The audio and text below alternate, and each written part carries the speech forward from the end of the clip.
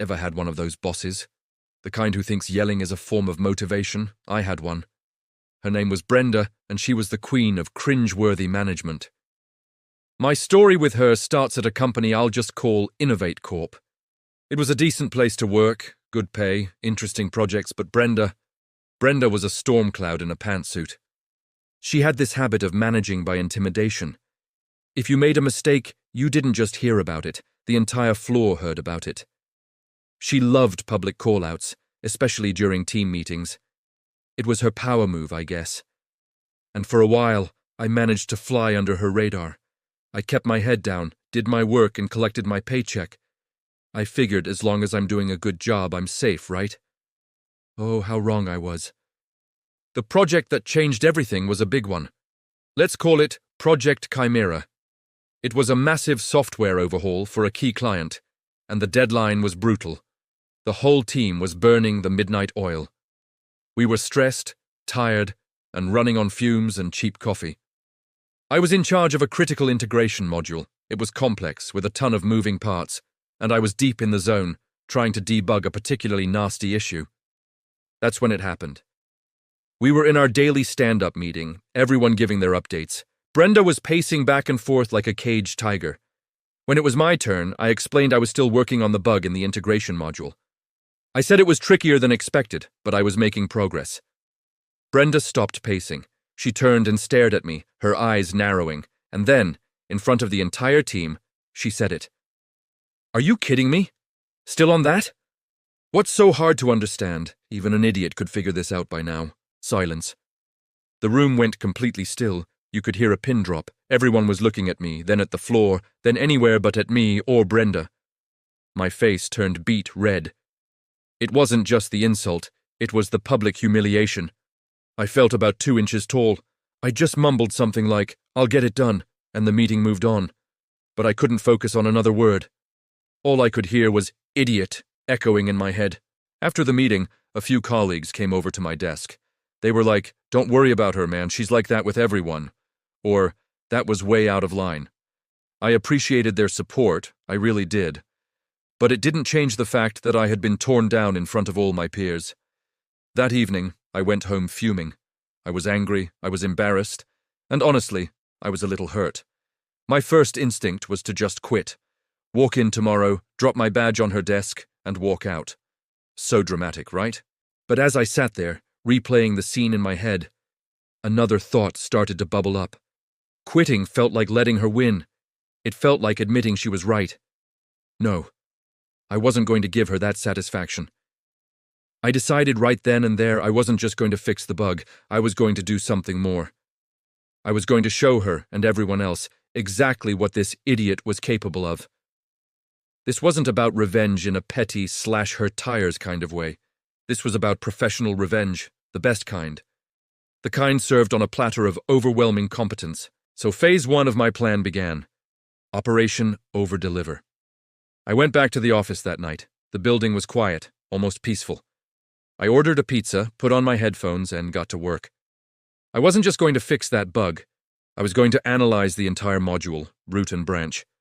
I traced every line of code, documented every dependency, and mapped out every single potential failure point. As I dug deeper, I found something interesting. The bug I was stuck on wasn't just a simple coding error.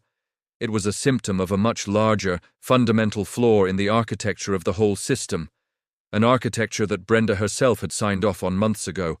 The original design had a bottleneck that was causing data to corrupt under heavy load. My little bug was just the first sign that the whole dam was about to break. Instead of just patching the bug, I started architecting a solution. A complete rework of my module that would not only fix the immediate problem, but also eliminate the bottleneck and improve the system's overall performance by, I estimated, at least 30%. It was a ton of extra work. I barely slept for 2 days. I was fueled by a potent combination of caffeine and sheer, unadulterated spite. It was glorious. 2 days later, I was ready. I didn't just send an email saying bug fixed. Oh no. I scheduled a meeting with Brenda and the project lead. The subject line was Critical Update and Performance Enhancement for Project Chimera.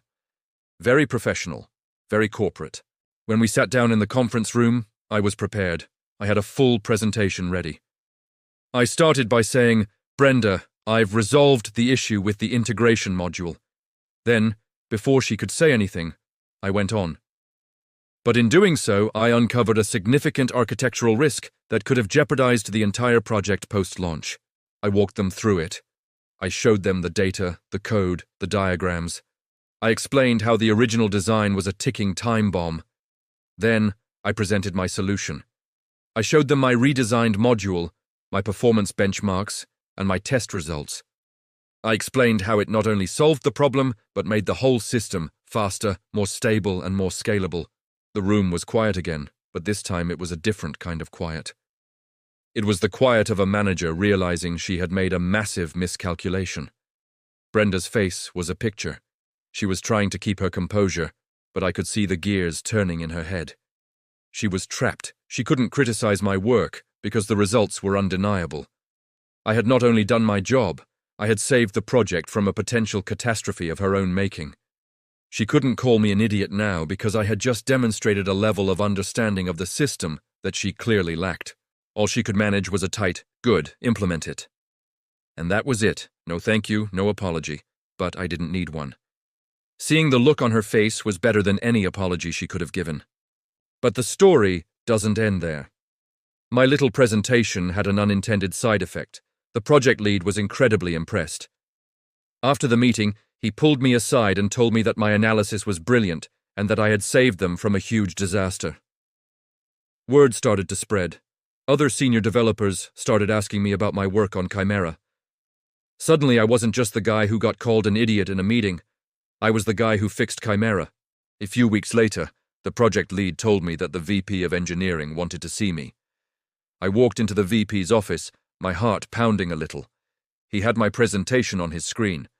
He looked at me, smiled, and said, "I hear you're the guy who likes to find problems before they happen.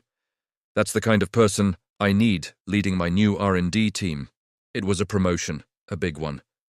To a newly created position, leading a team focused on innovation and future tech. It was a dream job. And the best part? I would no longer be reporting to Brenda. In fact, my new role was technically senior to hers. The day my promotion was announced was priceless. The email went out to the whole department. I can only imagine Brenda's face when she read it. Later that day, I walked past her office. She saw me, and for a split second our eyes met. There was no anger in her look, just defeat. She just looked down at her desk. She never spoke to me directly again, except for the necessary hello in the hallway. About 6 months later, Brenda quietly left the company. I heard she took a similar position at a smaller firm. I never felt happy that she lost her job, but I did feel a sense of justice.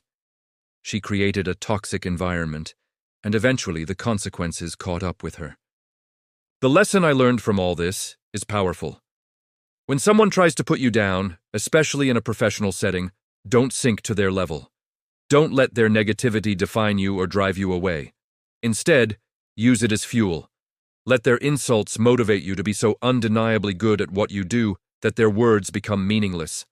Focus on your work, document everything, and let your results speak for themselves. Professionalism and competence are the ultimate comeback. You don't have to yell or scheme.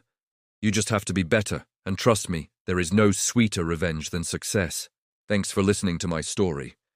If you've ever had a terrible boss, I'd love to hear about your experience in the comments. And if you enjoyed this, make sure to hit that like button and subscribe for more. See you next time.